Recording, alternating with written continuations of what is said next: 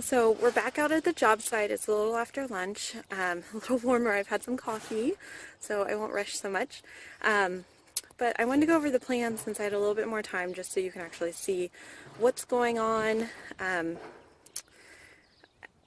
You know, every house is going to have its own footprint, but I thought this was a great example of a small front yard that applies to a lot of homes. And I went with a lot of simple, hardy, low maintenance plants that thrive under even the brownest of thumbs.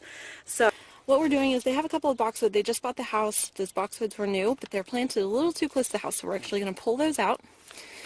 There's also, they're a little low towards the house. The number one thing I tell clients when looking at a home and their landscape first is make sure your drainage is working properly. That's king. Ultimately, you want to protect your biggest investment, which is your house. So water coming at the foundation can cause a lot of damage, and in the long run cost you a lot of money.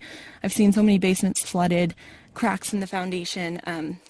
All the aesthetic things you do in the landscaping won't matter if your foundation doesn't work. So work with the, make sure your water is positively draining away from the house. We're also going to bury a downspout here and one on the corner and take it out to the side yard. Those downspouts are just hideous, so taking them below grade is always a great idea, and moving them out away from the house and making sure that when you have a big rain, we're emptying away from the foundation as well. That's going to take a lot of the load off of what's up against the foundation. We're going to be adding, we're basically extending the bed out, but we wanted to add an ornamental out here that gives some depth to the yard. I chose a serviceberry. It has interest throughout the year, so it has white blooms in May, orange berries in summer, and a beautiful orange russet color in the fall. It's multi-stemmed as well, so a lot of people like that.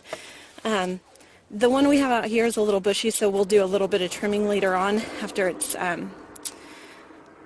established. That way we don't basically do more damage to the plant because it's trying to get its roots going, and then we're telling it to grow up top, so we normally tell them to wait on that. But so we're going to bring that depth out in the yard. I'm putting a taller evergreen on the corner. It's called a Riverside Serbian Spruce. It's my favorite evergreen. It's kind of Charlie Brownish, but it has a nice solid green color, and it has the cutest little tiny pine cones whenever it candles out. We're keeping their existing boxwood. We're adding this red drift rose. It's kind of like a carpet rose, but very low maintenance, like the knockouts, but it stays lower, and it seems to be a little more pest and mite resistant. Really minimal care on that with maximum color.